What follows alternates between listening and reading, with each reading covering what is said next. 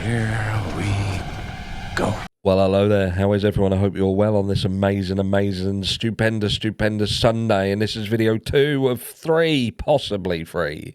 The idea is to go live later, but as the day goes on, we'll see how my illness carries on.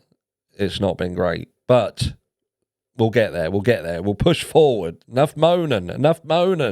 You're looking absolutely amazing, by the way, so we get on with it. Because what we're talking about, this, look. So we've had the march of Liam's fans coming from all over the world because they want justice. They want transparency, which I think is something that we deserve. We deserve to know what happened to Liam, how it happened, and who is going to be held accountable for it. Because somebody certainly does need to be held accountable for it, because Liam Payne and his death didn't happen of his own volition. And anybody who thinks that that did is very, very naive. That's going to upset some people. That's going to be a room splitter. Liam Payne fans gather for justice march following singer's death in Argentina. There's a picture of him. Thousands of Liam Payne fans gathered in the heart of Buenos Aires on Saturday to march for justice following the singer's untimely death in October. A 30-year-old former One Direction member and global solo artist passed away under circumstances that remain shrouded in mystery, leaving fans and loved ones demanding answers, which I think is right. It is surrounded and shrouded in mystery. There are lots of questions that are yet to be answered. You can deny that all you want. You can think that this is just simply Liam Payne. He was a pain. He did this to himself. It was inevitability. But I don't think so. At the very, very least, Liam Payne was being facilitated purposefully into a decline that would lead to his death. That's what I think. Fans travelled from across the globe to participate in the march, which began at Playa de Mayo and proceeded to the British Embassy. Many wore Liam Payne merchandise, held signs and slogans like "Justice for Liam" and "We Deserve the Truth," and sang his iconic songs as they walked in solidarity. Payne was in Buenos Aires as part of his South American tour when reports emerged of a medical emergency at his hotel. Despite initial statements suggesting a natural cause of death, conflicting accounts and the lack of clear autopsy report have fueled speculation. Local authorities have been tight-lipped about the investigation, leading fans and family, try saying that very quick 10 times, to question the transparency of the process. We need clarity, said Elena Morales, the 24-year-old from Spain. She's a fan. Liam gave us so much through his music and his kindness. The least we can do is demand justice for him. As the march concluded outside the British Embassy, a moment of silence was held in Liam's honour.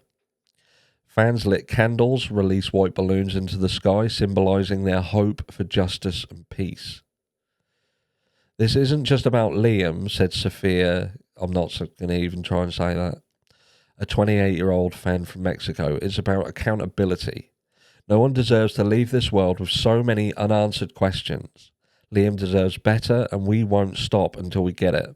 Which is exactly right. That statement there. Let's just read that again, right? No one deserves to leave this world with so many unanswered questions. Liam deserves better. And that's it. In any walk of life. Do you know what I mean? That is spot on. But that is what we got. We've got people who are fans of Liam. They want to know what happened, and look at what are the unanswered questions. Do you know what I mean? It's like we know that Kate Cassidy is now about to start talking to Argentinian police, but at the end of the day, that the horse is already fucking bolted, isn't it? That is closing a stable door after the horse is bolted. What can she possibly say now? What can she say now? Like, she weren't even there when he was in the Casa Ciudad Palermo, was she? She wasn't even there. She'd left. You could ask why she left, but what is she going to say? Well, I just wanted to go home to my dog. Or is she going to paint a picture of Liam Payne hanging about with Rogelio Norres and Rogelio Norres being a bad influence on Liam Payne? And how is that going to... What's going to come of that? But look, at the end of the day, she's being questioned. She is going to be questioned, and maybe that will lead to something. Maybe it will. But what was her part to play in all this? She was supposed to be someone who was with Liam, going to marry Liam, loved him unconditionally, and was getting paid heavily, handsomely. But look, we'll just split the room if we start going down that route. But there are a lot of unanswered questions. You've got Liam Payne. Why was he in the Casa Sur Palermo hotel in the first place? Why was he put in a room that had a balcony? If he was already partaking in things that could pose a risk to him prior to even getting to the Casa Sur, then who and why did they book the Casa Sur and book a room that had a balcony? That's almost, and this I've spoken about this before, that is almost like an intentional risk being placed there, isn't it? Or had Liam Payne not done anything up to the point that Kate left, he was absolutely fine, which doesn't seemingly seem accurate if you take into consideration some of the footage that we've seen. I know it's a lot of it's from Potato Cam, but if he was completely fine up until that point and she did just genuinely leave because she wanted to go home and he thought, look, just go home, I'll catch you at home, which is possible. I don't believe so, but it is possible.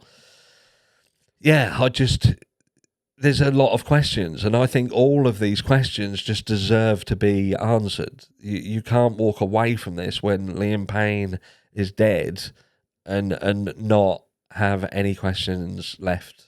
Everything's got to be answered. Why were the hotel staff not letting Liam Payne leave? Why did he seemingly appear to be trapped in the hotel, with them wanting to keep retaining him in the hotel, almost like they were under an instruction not to let him leave? And putting him back in the room as if, again, this was an orchestrated situation, that they knew, or somebody knew, that if you keep holding him and you're not going to let him just walk out the front, then he's going to fuck off out the back. And because he's now on this third floor, he's got this balcony, and he's under the influence, this is all going to end bad. And it's just got that air of, you give someone enough tools to destroy themselves, eventually they're going to destroy themselves. And this seems to me like this was an orchestrated situation where Liam Payne was fed all of the tools, all of the things he needed to dismantle his life. And he did so very, very rapidly. Tell me I'm wrong, because that's how this looks. The dismantling of Liam Payne through the facilitation of multiple things by people who should have known better. Are they fucking stupid? Did they do it on purpose? That's the biggest question of all. Let me know what your biggest question is, and perhaps I'll catch you later in the live. Keep your eyes peeled. Love you all. Mwah.